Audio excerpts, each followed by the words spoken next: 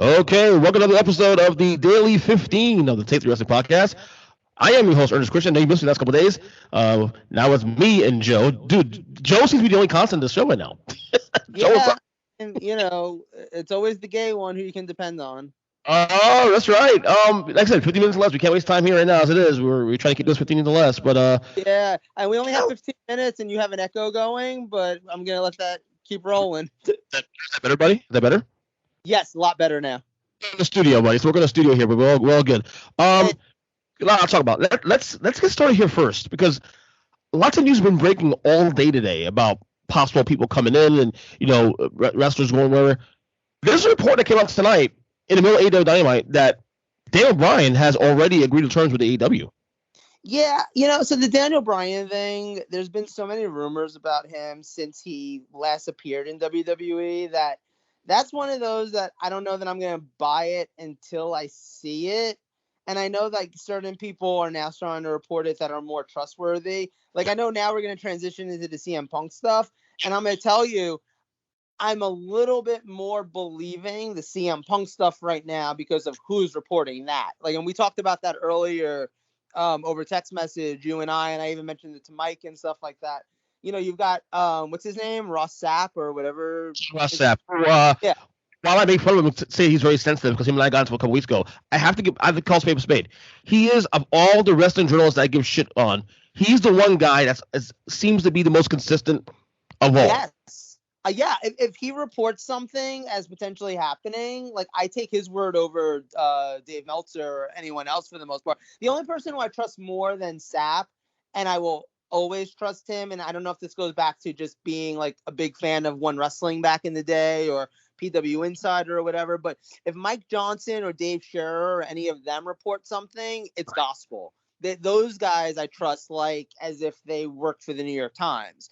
But if you're, the next level down, the guys who kind of report like rumors and stuff like that, give me Sapp over Meltzer. I will trust him. And now Sapp's one of the ones out there talking about CM Punk coming in. And I think there's a lot of validity in that right now. He's coming somewhere. I don't know where yet, but he's coming somewhere. A lot of people love shitting on fucking Dave Meltzer. I don't know. It's crazy. I love it. But we talked about it before. The thing with Dave Meltzer is everyone gives him they give him the ability to be the top guy in this and then complain that he's the top guy in this. It's the stupidest fucking thing. Okay, so real quick before we close the door on this the Daniel Bryan potential, let's assume this is real. Let's assume this actually does happen. Okay. What does he do for AEW? What does he do for them? Does this change really the scope of this company going forward? Does Daniel Bryan still have juice left to make AEW even more viable than it is now? If he can still go in the ring, and I mean, he was wrestling at top quality all the way, like as recently as February and WrestleMania in April. So we're not talking about it's not a CM Punk case where we haven't seen him in the ring in 5 years or something like that. We've seen Daniel Bryan actively within the last 5 months, and we've seen him deliver the kind of performances that those of us who have been fans of his since going back to like 2002 expect of Daniel Bryan. So if he actually does come into AEW from a wrestling in-ring quality standpoint, definitely exciting. Definitely someone who I think can add to the product. Now, Mike brought something up earlier today when him and I were talking about it personally, and I believe he said that it was something that came up with our friends over at 3 Count. One of them might have commented on Facebook or something like that. The question being, if a guy like Daniel Bryan comes in, if CM Punk comes in, if that all happens, whose spots are they taking? Who's losing their push at that point? Is Jungle Boy no longer showing up on Dynamite? Is Christian Cage maybe not getting as much of a push? Like where do these guys fit in? You have guys like Andrade showing up recently and kind of getting like big pushes. Does he get lowered on the card? Does he get back? Does he end up being more in like Miro's league than Kenny Omega is? That's an interesting positioning. Because Jim and I actually got into it a little bit about this very topic on Twitter about 2 hours ago. I said to him that the reason why I think this could probably work anyway is that I'm gonna assume that both guys, CM Punk and Daniel Bryan, won't be on a full-time schedule. I'm assuming they won't be on TV every single week. I'm assuming that Daniel Bryan wants to do something like this most likely because he wants to have less time on the road. Possibly. I don't know. I mean, obviously we have no idea what kind of deal he would cut with Tony Khan. The one thing I will say is I think one thing that has been obvious in AEW in the last few months is Tony Khan is willing to work with people and kind of give them whatever schedule they want, give them whatever deal they want, because he wants eyes on his product, you know. And granted, Vince has done that too for people, but he's done that for like Brock Lesnar. He's done that for John Cena. He's done that for his proven commodities. I don't know that he would do that for Punk. I don't even know that there's a relationship that exists between WWE and Punk, you know? Right. Let's stick saying the same thing, same Punk. I'm gonna read the quick the update according to Fightful Selected, which is on Raw Sap. This is what he wrote today. Fightful Select reported today that CM Punk's been in talks with their company about return to the ring. That company is speculated to be AEW, obviously. The report states that they've been told AEW is the most likely landing spot for Punk, but there is no confirmation of a contract being signed, a timetable, a set return date, or any creative plan just yet.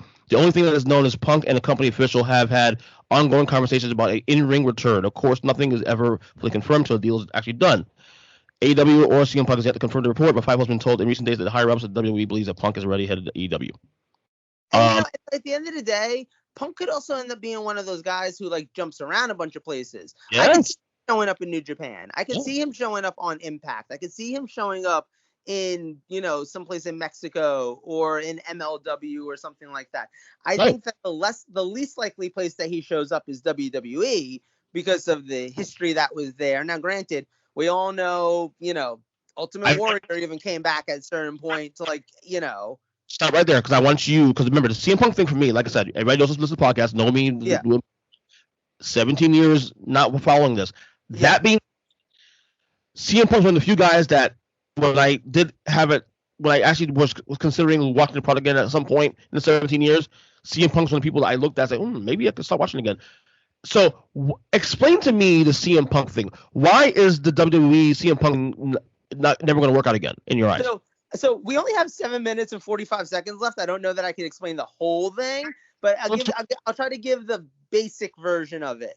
He was extremely unhappy with his positioning on the card. He accomplished almost everything that you can accomplish in WWE. I don't think he ever won a Royal Rumble, but he was world champion. He did almost everything. He wanted to main event a WrestleMania, and it became very clear that to him that was probably never going to happen. And he ended up deciding, fuck it, I'm walking away. I don't need this. I have enough money. You know, he's the generation of wrestlers who actually invested their money. They didn't just burn it all on drugs and girls and stuff like that. You know, he actually took care of himself. He actually was able to kind of position himself where he can go do whatever the hell he wanted. You know, I mean, he even went and like lost a whole bunch of matches in the UFC. So at the end of the day, you know, he never needed it. And it seemed like WWE, you know how WWE is, you know how Vince McMahon is, you know how Triple H is, through and through. They want people who are dedicated to their company. There's a reason why John Cena is allowed to show up whenever the fuck he wants, because through and through, John Cena is like the Undertaker. John Cena is that guy where if Vince called, John Cena would be there. So if John Cena calls Vince and says, hey, I want to be there, they're going to let it happen. CM Punk already proved himself to basically be the guy who wouldn't just go ahead and do it because Vince asked, or wouldn't just go ahead and do it because Triple H asked. So that's kind of where the beef seems to stem with that company.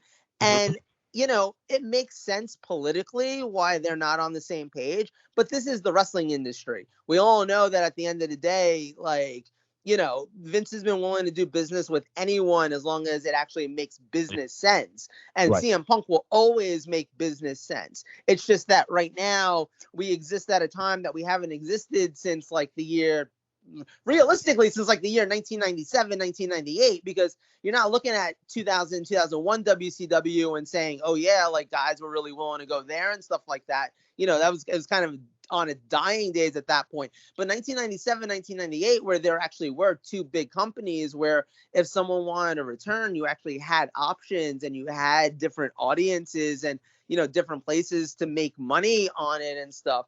So we exist in a world now. We exist in a Tony Khan world. This is the Tony Khan timeline. You know what I mean? Like in like comic book terms or Marvel terms. This is like there's a whole other timeline where guys are actually able to do this. And all of a sudden, it's the reason why a guy like Andrade gets to walk away from WWE. because he's unhappy and he knows he has some place to go. So like the fact that is what exists, I would be more shocked to see CM Punk show up in WWE than I would AEW. Same thing with Daniel Bryan at this point, if I'm being honest. Yeah. Okay, so we got 3 minutes left, 4 minutes left of this. 4 minutes and 42 seconds. I got you, buddy. Did you watch Dynamite tonight? I did not. I saw the only updates that I got on it are anything that you text. Did anything big happen that we should cover? Chavo Guerrero showed up. He was out there with the Andrade. We saw Nick Gage come out. Yeah, Nick Gage is going to be the labor number 2 for Jericho to get to MJF. Okay. Next week on Fight for the Fallen.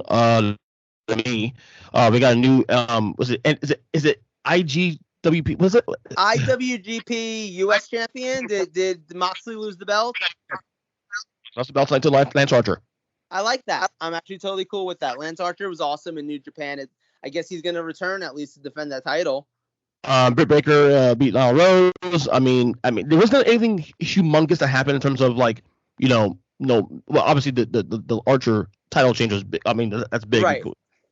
But it was a great show. Again, I'm surprised. They've been hitting it out of the ballpark every single time lately.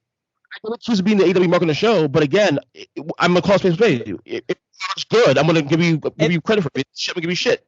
Yeah, no, and at the end of the day, like, I'm as much of an AEW mark these days as you are. Like, more so than WWE at this point. They've been hitting it out of the park and then some, week after week for months now. Like, AEW can almost do no wrong at this point, I mean, granted, they can do wrong. Nyla Rose, perfect example of they can still do wrong. Like, they're still pushing her as a monster, but she hasn't probably won a match that's actually seemed worthwhile in like a year.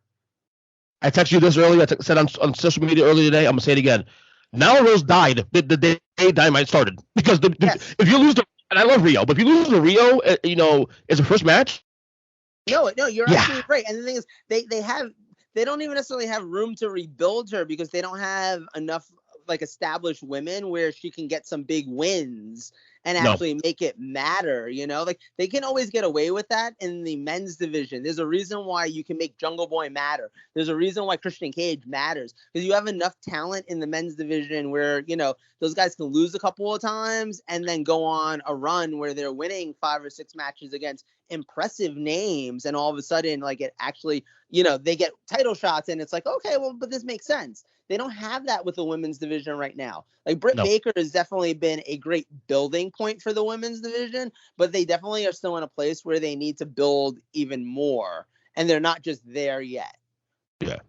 All in all, the show's been fantastic. It's like ever since Revolution, we did that podcast after Revolution back in March, and you and Mike were saying, "No, okay, this is it. If you fuck up on the review, we're going to take a hiatus." And ever since that week, they've been on fire, including pay-per-views. Yeah, I 100% agree. I'm very excited for the next show. I know it's not all the way till September, and they've been delivering week after week. They know how to build these TV shows. They know how to give us some big matches without giving us like everything all up front. And they're not doing a million rematches and stuff like that. I mean, I think I sent you that stat at one point. It's like their rematch ratio in a month is like 17% or something like that, where Raw is like 54%. And it shows. And as a viewer, it shows. Like, I don't need to see Rhea and Charlotte wrestle 2 nights in a row. But, Dynamite never tries to do that. And I appreciate that. $50 donuts, they meet again next week on Raw. Right, exactly. So we got a minute left, 58 seconds. If you got anything else you really want to say, now's your time. Speak. Speak, Ernest, speak. Okay, 10 seconds. Or speaking, of course. 10 seconds. How you enjoying Florida? I am loving Florida, actually. I did not expect you to ask that question. I heard you. I'm enjoying Florida as much as Chris Jericho is enjoying Tony Khan's money. Okay, I heard you'd walk around naked, in Florida. So clearly you're enjoying it. Anyway, yeah. I'm Ernest question. If you like shirtless photos of a really attractive gay man, follow me on Instagram. Yeah, Super J-Lo, Mike, of course, They Call Me Burn, Ernest Christian, EJ Christian 7. Big show tomorrow, Thursday, the big show. Can't wait to record you guys tomorrow night. It's going to be a fantastic show. And, we got a lot of cool new things coming in on the podcast, too, for Thursday especially, too. So, for Joe, I'm Ernest. Good as always. We'll see you next one. Yep, see you tomorrow. Later. Bye.